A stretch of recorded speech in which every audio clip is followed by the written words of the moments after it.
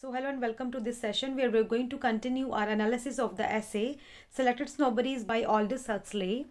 After discussing variety of snobberies in the previous section like disease snobbery, booze snobbery, modernity snobbery, let's see what Huxley says further in the next paragraph. I'm reading the text. Most of us are also art snobs. There are two varieties of art snobbery, the Platonic and the unplatonic.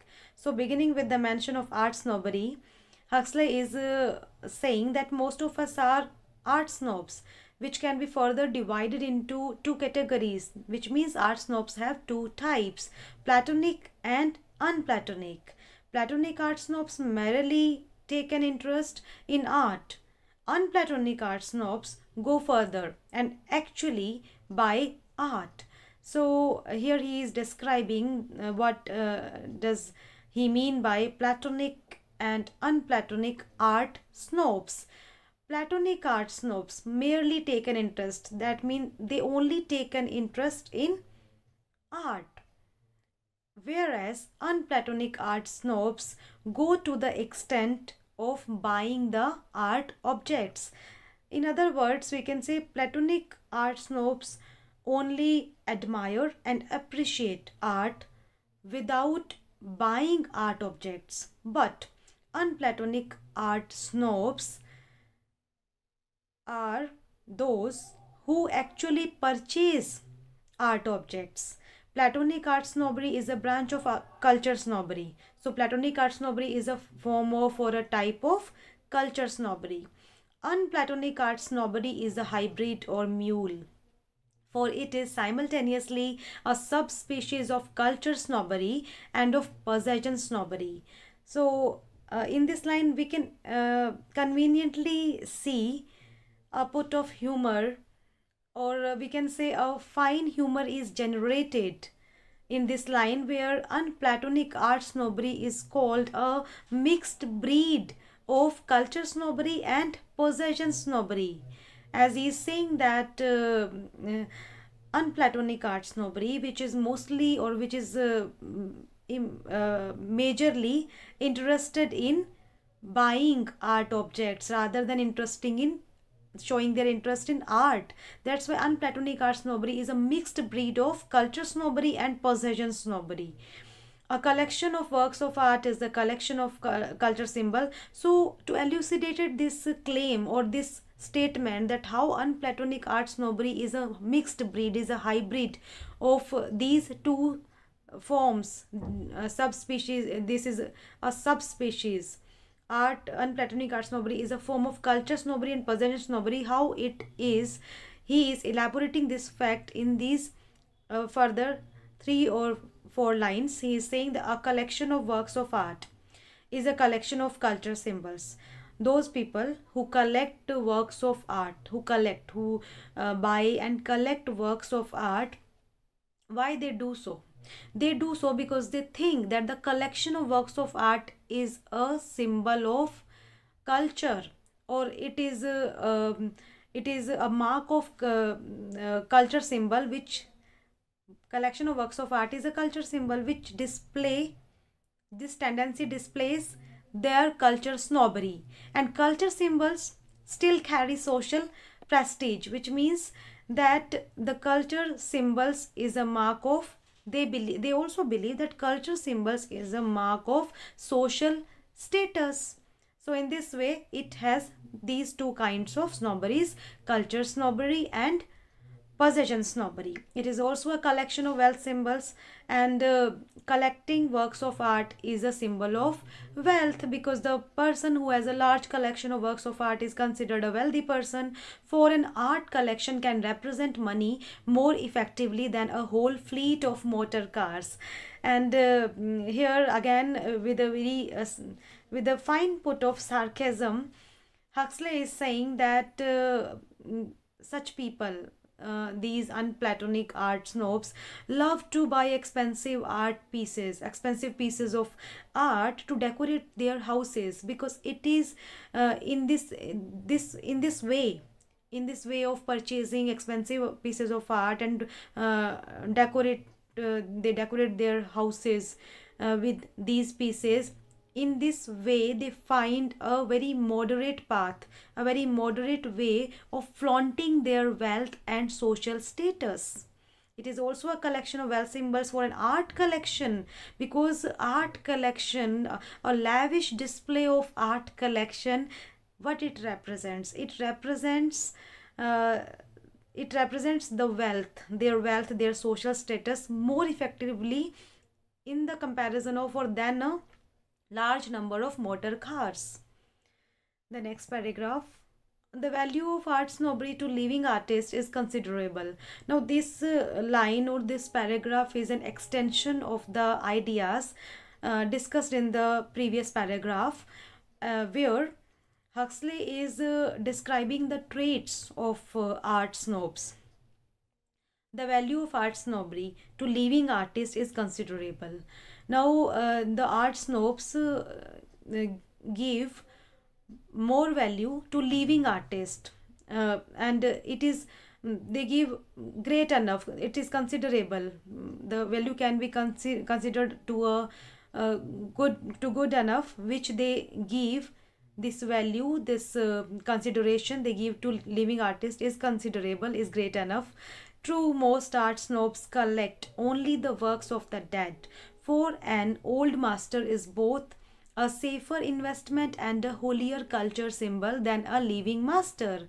And it is also true. However, still there are many art snobs which find more pride in collecting the works of the dead artist rather than living artist, because what they believe that old master, the famous any famous artist of the past, old master, the collecting the works of the old master is a safer investment, and also a holier culture symbol than a living master, culture snobbery. But some art snobs are also modernity snob. So but some art snobs, there are some art snobs which happen to be modernity snob, and when they are modernity snob, then they claim to be a guardians or patrons of modern art. Art snobs happen to be modernity snob, then those art snobs claim that they are the guardians and patrons of the modern art. There are enough of them, with the few eccentrics who like works of art for their own sake, to provide living artists with the means of subsistence. And there are a good number of people, there are enough of them, along with the, and in this good number of people who are modernity and art snob, who happen to be a modernity snob but and also art snob, in this counting there are few number of eccentrics too. And why are they eccentric? Because they sometimes they unusually display this eccentricity of valuing art for its sake, or they sometimes they show, or there are some eccentrics who show their real interest in art. So along in these art snobs, there are such people who can be called eccentric in their counting. And these people who are modernity snob also, who prefer living artists than old artists, are actually a great source of providing income or livelihood, means of subsistence, means of, they are the great source of income or livelihood to the living artist, to the new or living artists. The value of snobbery, the next paragraph. The value of snobbery in general, its humanistic point, consists in its power to stimulate activity. Now, here Huxley is, after discussing variety of snobberies, he is now focusing his analysis on the value or the purpose of snobbery.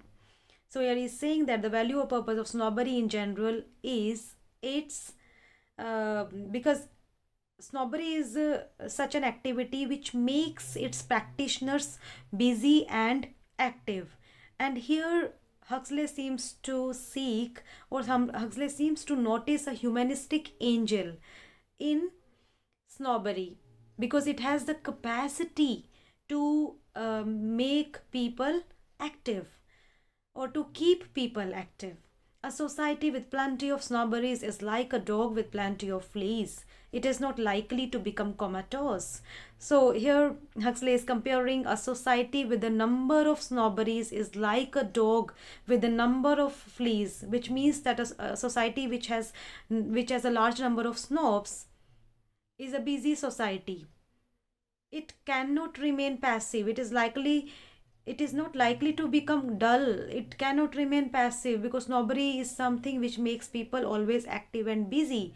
Every snobbery demands of its devotees unceasing efforts, a succession of sacrifices. Now, along with his sarcastic tone, he is saying that to be snobbish is not an easy job. To be snobbish about something, it's not an easy task because snobbery demands unceasing efforts, countless or incessant, continuous, we can say, continuous efforts, and a series of sacrifices from those who love to be snobs. The society snob must be perpetually lion hunting. Now, to substantiate or to elucidate this fact is this statement that how a snobbery demands continuous efforts and sacrifices. He is elaborating these with examples, with the further examples which I'm going to read now. The society snob must be perpetually lion hunting. For example, a society snob, he will always be busy in his perpetual lion hunting, which means he will perpetual lion hunting means he will always be busy in meeting distinguished people because he is a society snob. The modernity snob can never rest from trying to be up to date, and modernity snob, in order to keep himself up to date because he is a modernity snob, so he is bound to be up to date about new trends in fashion. Swiss doctors, and the best that has been thought or said must be the daily and nightly preoccupation of all the snobs, respectively of disease and culture. Now, if you see this Swiss doctors, and if you pay attention to this word respectively in the last statement, then Swiss doctors is actually in relation, or is actually with disease snobs, is actually for disease snobs, that a disease snob will always be busy in hunting Swiss doctors. And the best that has been thought, and this statement is in the context, is in the relation to culture snob. A culture snob, what he does, that's how a culture, how this culture snobbery makes a culture snob or keeps him busy, how this culture snobbery keeps a culture snob busy, that a culture snob will always be busy in knowing about the best thoughts or writings of the great man, or he will always be preoccupied in this task day and night. So this, in this way, snobbery is snobbery has this humanistic point that it keeps its practitioners busy, active, and a society which has good number of snobs cannot remain passive. Now this last paragraph we are going to start, and while summing up this essay, Huxley is saying, if we regard activity as being in itself a good, then we must count all snobberies as good, for all provoke activity. Now he's saying that if we consider, or if we regard that activity is a good thing, activity is a good thing, then we must count, then snobberies, what snobbery does, snobbery encourages activity, and activity is a good thing. That means all snobberies are good because all snobberies encourage and promote activity. If with the Buddhists we regard all activity in this world of illusion as bad, then we shall condemn all snobberies out of hand. And if we analyze snobberies from Buddhist perspective, then we will regard everything in this world as illusion, and so do the, if everything is illusion, then so do the activities and snobberies, because according to Buddhism, what Buddhism says, that all the worldly activities are a symptom of worldly chain, which inexorably binds human beings to the cycle of birth, death, and rebirth. So, in this way, according to Buddhism, everything is illusion, and so do the snobbery. Then we will discard all the snobbery. Then all snobberies or which promote activity, and activity is a worldly chain. Then we will discard every activity, every snobbery in one go. We shall condemn all snobberies out of hand. Most of us, I suppose, take up our position somewhere between the two extremes. Then Huxley adds that most of us, majority prefers to follow the middle path. The path that the path which goes thus, that neither too much snob nor too little, a middle position we need to adopt, and how our approval will be given only to such snobberies as excite what we regard as the better. Uh, I think I missed this line. Yes, we regard some activities as good, others as indifferent or downright bad, and we regard things in different ways. We have variety of ways, or according to our perspectives, we interpret and analyze things differently. So we regard some activities as good and others as indifferent. There are variety of perspectives, and according to our analysis and interpretation, we regard some activities as good, and some we discard or we reject as bad activities. Our approval will be given only to such snobberies as excite what we regard as the better activities, and we approve, we will approve which snobberies we will approve those snobberies which we regard that they promote good activities at first, according to our attitude, or the people according to their attitude and their perspectives, they consider certain things good and certain things, other things bad.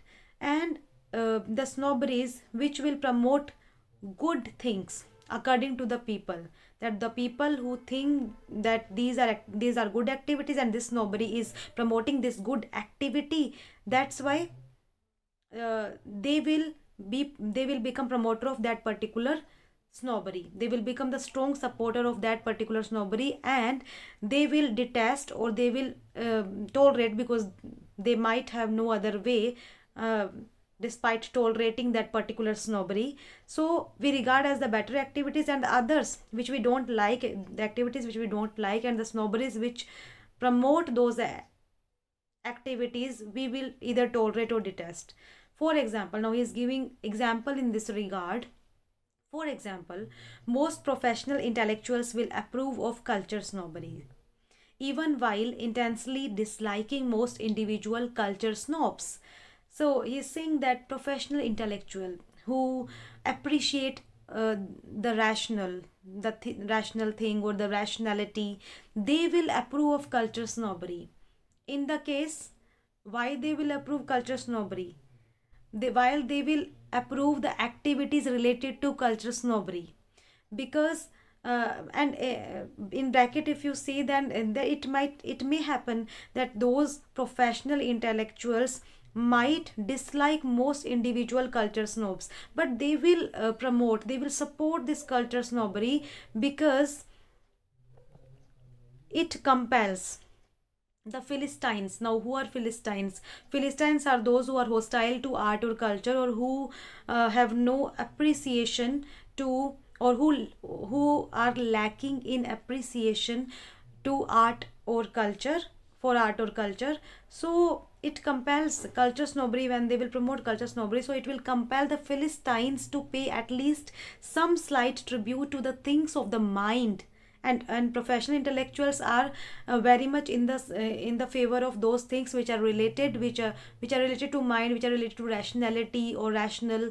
So it will sometimes, at least they will pay a slight tribute, if they promote culture snobbery, then it will compel the Philistines to pay at least some slight tribute to the things of the mind, and so helps to make the world less dangerously unsafe for ideas than it otherwise might have been. A manufacturer, now the second case he is giving, that professional intellectuals will keep this culture snobbery at high position or give it the topmost rank. And in the case of manufacturer, so it is so here Huxley what he is trying to say is that it depends upon the attitude, interpretations, analysis, or the personality of the people, that which snobbery they favor and which snobbery they reject. And a manufacturer of motor cars, on the other hand, will rank the snobbery of possessions above culture snobbery. And what will be a manufacturer of motor car will do? For him, which snobbery will be at the top position? He will rank the possession snobbery higher than culture snobbery. He will do his best to persuade people that those who have fewer possessions, particularly possessions on four wheels, are inferior to those who have more possessions. So it depends upon the attitude or upon the requirement of the people, as the manufacturer will go in the favor of possession snobbery, and intellectual professions are in the favor of culture snobbery, because it is serving their purpose. It is serving their purpose. That's why they are in the favor of particular activities and snobberies. So how Huxley is concluding this essay by this statement: each hierarchy culminates in its own particular pop. That each hierarchy and the ranking of snobberies depends upon, it depends upon the individual's interest, that which snobberies the people will be in the favor of, which activities or snobberies their people will be the snob of a particular, for a particular kind of activity. It depends, it is own particular pop, which means it is solely the it solely depends upon individual's interest. So that's all for today. This was the essay selected, Snobbery by Aldous Huxley. Thank you for listening.